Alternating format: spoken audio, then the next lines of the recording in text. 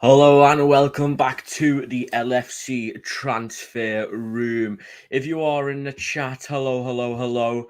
But breaking news, Darwin Nunez is officially a Liverpool player. The Uruguayan has just been announced by Liverpool. So, yeah, we thought we'd come live. I've got a couple of people joining me, but obviously we've been waiting absolutely ages for this. So it's coming a bit of an awkward time, unfortunately, for everybody. But if you are joining the stream, make sure you do leave a like, or if you are watching the video, make sure you like the video because great stuff always comes from these streams. But yeah, Liverpool just tweeted a video out saying we've got some news that we think you might like. Hashtag Darwin Day, and it's Darwin Nunez in the club. So absolutely great news.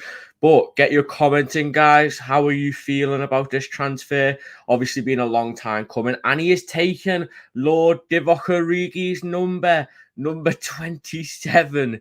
But Melanator, hello. Owen, how are we doing? Great stuff. Number 27. Apologies if I'm like sort of doing stuff. But yeah, always good stuff. Let's see who else joins. I know Tino's joining in a minute. But other people are doing. Owen, if you want to hop in, you can hop in as well. But yeah, it's a good day. We've been waiting all day for this. Jen, evening. Vernon, how are you doing? Everybody in the stream. Obviously, we have been waiting ages for this, so it feels a little bit anticlimactic to a sort of sense. But yeah, better than never. I thought we were going to be waiting all day for this, so it's good. Yeah, now we get Bellingham, David. I'm hoping that you're true. Imagine Jude Bellingham and Darwin Nunez in the same summer transfer window. It would be absolutely great to say the least. But how are all you guys feeling in the chat? I'm honestly quite happy with it. I know it is a lot. It's a lot of money. I wish we could have paid a bit cheaper for him. Unfortunately, that isn't the case, and we are spending 100 million on him. But we move, so it is what it is. But at least he's our player now, which is always nice to see. I'm sure there will be a lot of Darwin Nunez content on the way for you all. Bear with me, just making sure all the stream is set up properly because I appear to be having some issues. So bear with me if I am quiet for a second. But I'm pretty sure. Jen with the super sticker. Jen, you know how much we love you on the channel. Thank you so much. As I always say, it goes straight back into the channel. So massively appreciate that. But Darwin Day, gotta get it out. Bear with me. Just checking a couple of things, guys. Bear with me 2 seconds. Okay, that's all done.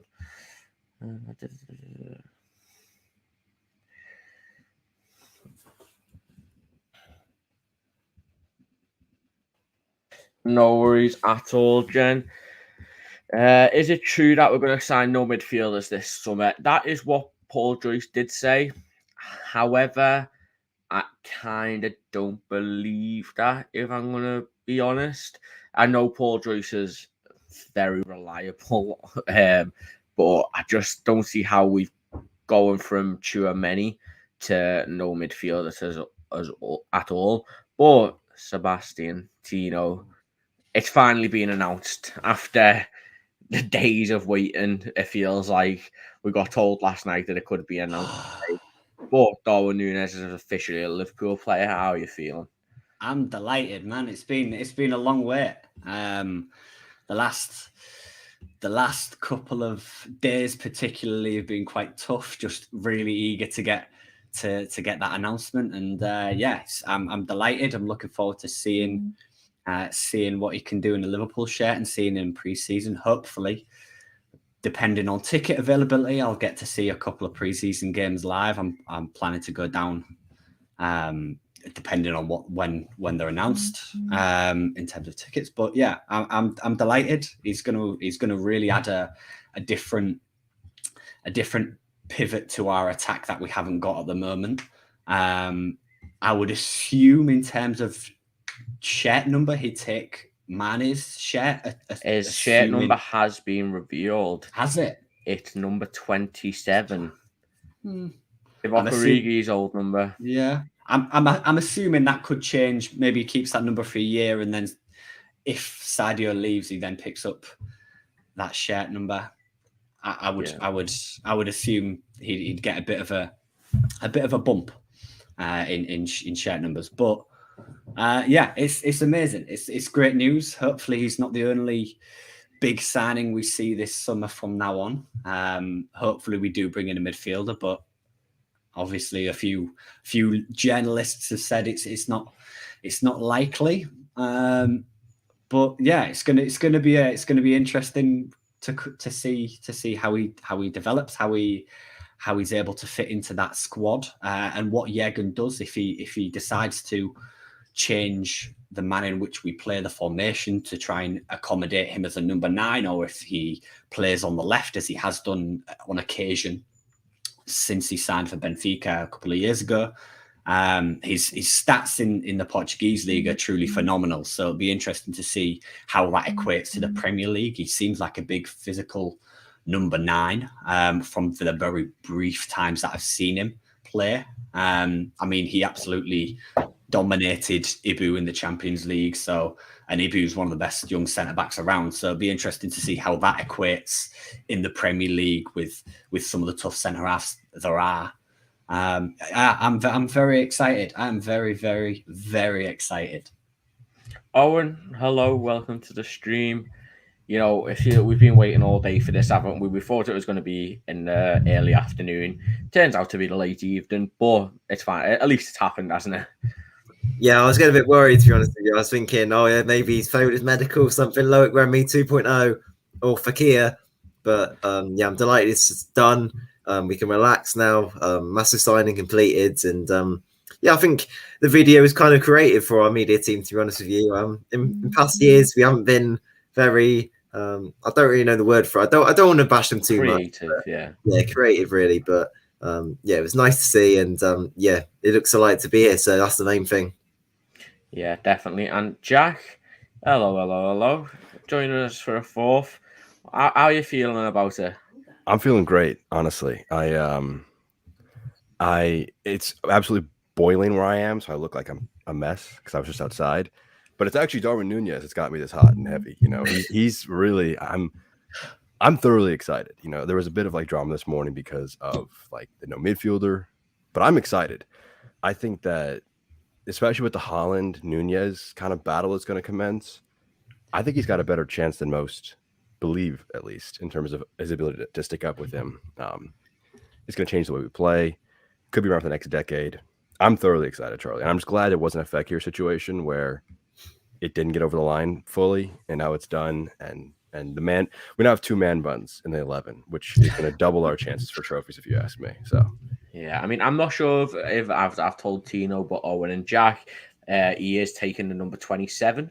So Divock Origi's shirt number. I mean, he's got a big name to live up to there, hasn't he? The big shoes to fill. I mean, there's the chant about Divock Origi. It's a little too non-PG for this channel, but it would insinuate he has large feet as well. So I think the shoes will be very, very large. Both in terms of the legacy he had. The Origi's had some pretty big moments. If Nunez can match or even get close to the amount of big moments Origi had, that'll be a good sign. Obviously, I would want more, in between. You would rather have like Origi came in, every time he would come in, it would be the Wolves goal, the Everton goal, the goal in the Champions League final, Barcelona 2 goals. So like he had those huge peaks, but when he wasn't playing, he wasn't doing much. You'd hope that Nunez has a higher floor as well as a high ceiling. Very, very big shoes. Very, very big shoes, Charlie. Yeah, definitely. I mean, 35 people in here. Make sure you are getting your comments in. We'll bring them up and have a little talk about them. We're going to be live till around 20 past 7, just because Louis is going to still be going live with the chat room today. But we've got a very, very special video that I prepared with Rabona TV. Might have heard of him. Decent sized YouTuber, Benfica fan. He's talked to us and give us the lowdown on Darwin Nunez, and that will be out after Louis' stream, so around 8:30. So make sure you are subscribed to the channel to get all that in. But guys, it's it's a big thing that he's coming in pre-season, isn't it? Or he will have a full pre-season. We've saw it before. I mean, Tino, do you expect him to sort of change his style all of it? Not style, but he's Liverpool have needed a centre forward for a long time. But however, we did let Luis Diaz sort of just get on with his play style. It worked out well. Do you expect to see the same from Darwin Nunez, or do you think Klopp's gonna put his style on Nunez? I mean, he's obviously very excited to work with him, isn't he? Yeah, I think Darwin Nunez adds a layer to our game that we don't already have in that centre forward, someone who's quite tall, quite physical, which will be interesting to see if Jurgen changes or diverts from that 4-3-3 that he's stuck to since he started, or if what we've really talked about since the Darwin Nunez links have been coming up is whether he'll divert to a double pivot with 3 in front and Darwin Nunez as a focal point. There's so many different options now that he can jump into with Darwin Nunez, and as well as a lot of people don't realise he has played on the left at times for Benfica as well. I know Jurgen liked to do that with Origi, a centre forward, but play him on the left for some utterly bizarre, stupid reason. But with Darwin Nunez, he's actually got that quality out wide if you do need him. And you look at what Jurgen Klopp's going to do with him. The opportunity to play with Jurgen Klopp was one of the big key selling points for Darwin Nunez and coming to Liverpool Football Club. Jurgen is, without a shadow of a doubt, the best manager in the world, or at least in the top 3.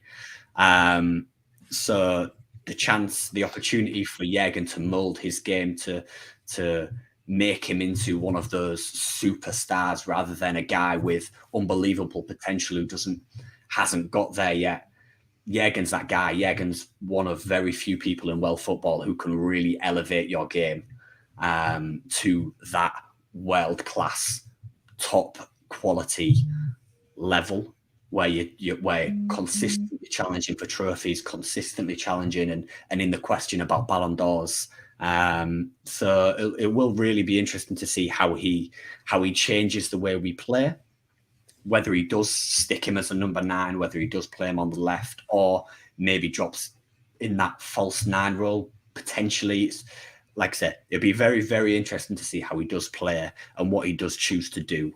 And it's certainly going to be an interesting pre-season. He's going to have a full pre-season under his belt to really learn and develop. We've seen with a lot of the signings, with a couple of exceptions, that they've taken a couple of months to get used to our intensity, to get used to the manner and style in which we play.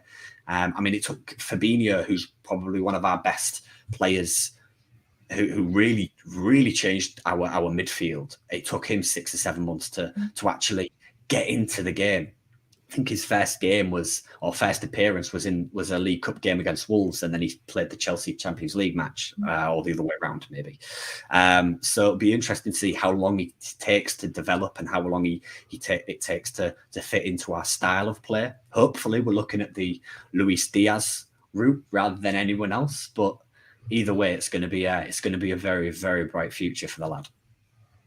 Yeah, I mean, Owen, I'm very excited to see the signing day video. I always love the video that's released. I'm actually halfway through the Erling Haaland one when it was announced, but obviously he doesn't speak English. He does speak Portuguese though, which there's a big Portuguese factor, isn't there, in our squad? Julian Ward at his time at Sporting, I think.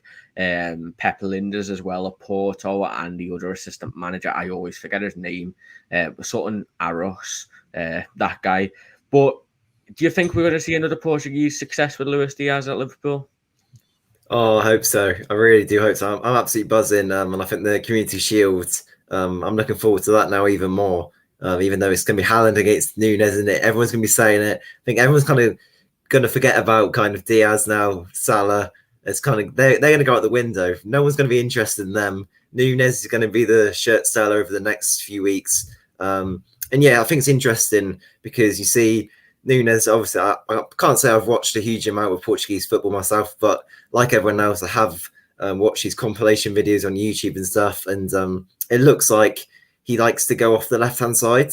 So as we've seen Diaz playing predominantly there fantastically over the last few months, it would be interesting to see the chemistry they'll be able to get, and Thiago, Robertson, them. It'll be fantastic to see. Hopefully it works out well in that sense. In the other flip sense, you could say with Mo Salah, how is that going to affect him? Is that going to mean he's playing a lot better? He's going to get more opportunities, or does it mean he's going to be more isolated? So like, it's either going to be a massive success or it's going to be a massive failure. I think there's no in the middle, really. Yeah. I want to. Oh, sorry, Charlie. I'll jump in really quick. I want to kind of build off of what Tino and Owen have mentioned with playing off the left. I agree with what Tino said, about like, I don't want him as a Divock Origi-esque stick up a 6'2" center forward out onto the wing. Cody Hakpo, a guy we were linked to, is a 6'2" guy who's out on the wing. He's pretty good. He's a bit lankier. He's a bit more technical, I would say. But I don't really want to see Nunez like that. I've been trying to think about what Nunez might indicate for other signings or other formation changes. And to me, it's either a 4-4-2, 4-2-4, or 4-2-4, 4-4-2, or 4-2-3-1, which means that we have Carvalho, who could play as a 10. Elliott, who I think could play as a 10. I think Jones could be a decent option at the 10. I don't want to see Nunez and Jota as a front two pairing. I just think that the lack of link-up play there would be appalling. We can try it. I'm sure they will figure that out. But to me, it indicates a guy like, what I would love to see is a guy like Christopher Nkunku, who you could reasonably retrain him to kind of be a bit deeper as that 8-10 kind of mold in the midfield, or also playing off of Nunez up front. And those two in transition would be absolutely unbelievable. You see, if you just watch Nkunku highlights, it's exclusively getting in behind and chipping the goalkeeper practically. He's phenomenal in transition, but I think I think considering that Bellingham is the perfect guy for that midfield three, the 4-3-3 that we currently play, and he may not be too attainable, I think Nunez allows us to kind of look at other options and change our tactics a little bit. So I think when people see Liverpool's not looking at signing a midfielder, maybe they don't sign a midfielder, but they sign 2 more forwards. So they lose 3 forwards in Mane, Minamino, and Origi, and they sign 3. Nunez, a guy like Nkunku, and maybe Jared Bowen as a backup. Mate, we just spent 100 million euros on. I'm asking for a lot. I'm asking for a lot. I mean, I'll bring it back around to Darwin Nunez because I know Louis is going to talk about midfielders, and I know a lot of people are saying about signing midfielder. Louis will talk about it. You can get all your steam out. He's going to be live straight after the stream pretty much. So make sure you are subscribed to the channel. There's over 160 people in here. Make sure you leave a like on the video. It helps us out so much getting out there to new Liverpool fans. Also subscribe with the bell notifications on. You won't miss anything. But I don't want to get too carried away going off track with Nunez.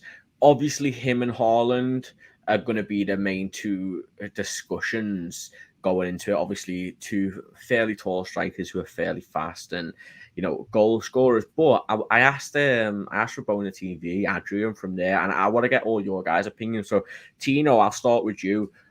How many goals are you expecting from Darwin Nunez this season in all competitions? So not just the Premier League. Obviously, he might take maybe Minamino's role a bit if he is leaving. But all competitions, how many are you expecting? And Owen and Jack, I'll give you a bit more time to think about that. That's tough, All competitions, I'd expect at least 15. And that's me being a bit modest. Is that the right word? Maybe. I'd expect at least 15. His first season in the Premier League, first season learning that style of play. Jürgen might want to adapt the way we play, change up tactics, as we've previously mentioned, to try and fit him in and to see how best he fits within our current forward line. So I'd expect at least 15 in all competitions, but that's me being very, very, very on the low end of what I hope he gets. But as a base minimum, I think 15. Owen, agree with that? No, I don't. I think he should be getting around 25 next season.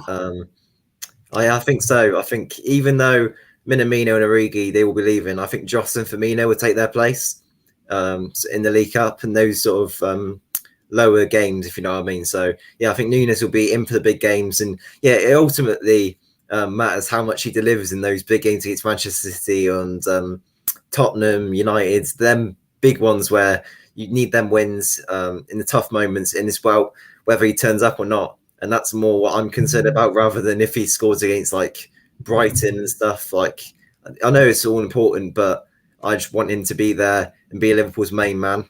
And that's what you pay the money for. It's a lot of money. And yeah, people will say if he doesn't score 20 goals plus, then yeah, he will be a flop. And I understand we need to give him time. And he's only 22 years of age, so we can't get too ahead of ourselves. But yeah, I think 25 all competitions, I think that's about fair. Yeah, Jack, I mean, we've got two ends of the spectrum there. A lot of people, Benfica fans I've been talking to, say they expect him to take a little bit to adapt to the Premier League, and they're saying around, the 10 to 15 mark. I think where the lads have put it, I think in between there, I think I'd be happy with, between 15 and 25. You've got to remember, he's a 22-year-old lad, but we didn't expect Salah to score 32 goals in his first Premier League season, did he? So we're trying to look into the future when that's not possible, but we're giving our best educated guess here. So what would you say? I will take that middle spot, and I have a few reasons for that. So the most recent time and the most thoroughly I watched Nunez was when he was playing for Uruguay when they were playing against the United States men's national team. It was like a week or two ago.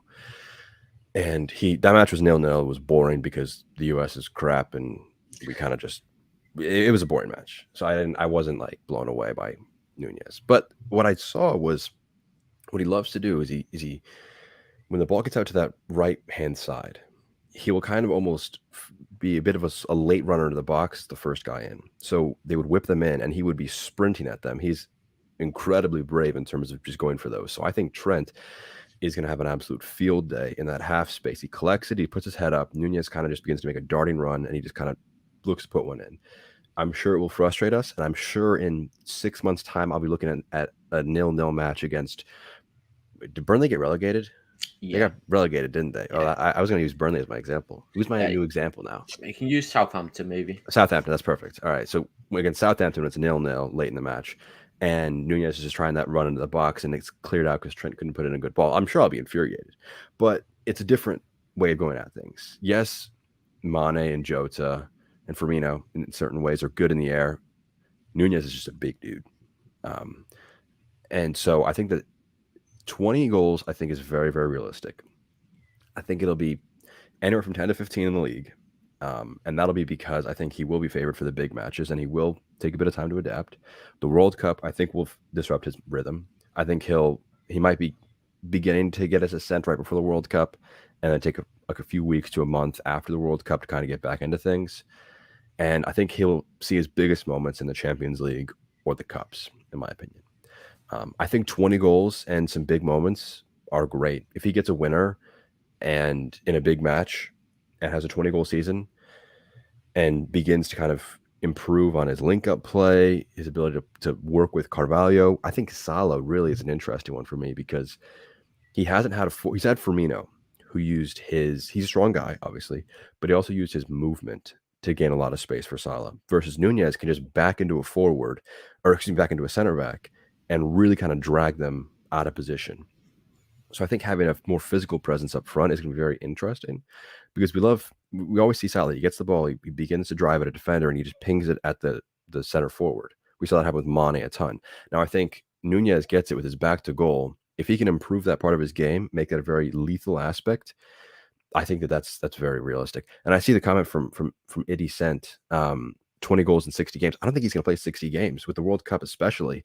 I think he's going to play 40, maybe.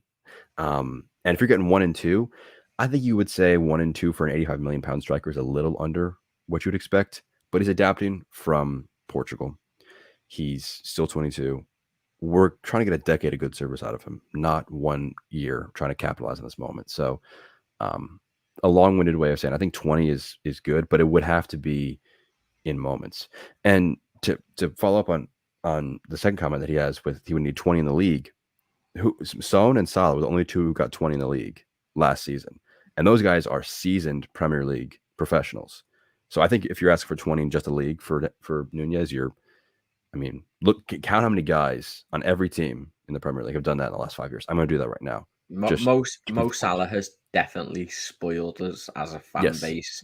There's probably seasons like in the early 2000s especially I remember before Suarez joined in them 2010s, players were getting like 19 goals like consistently and winning golden boots. So I think expecting 20 league goals in him is very harsh. I think if you get into double figures for league goals in his first season, I think that's a good outcome.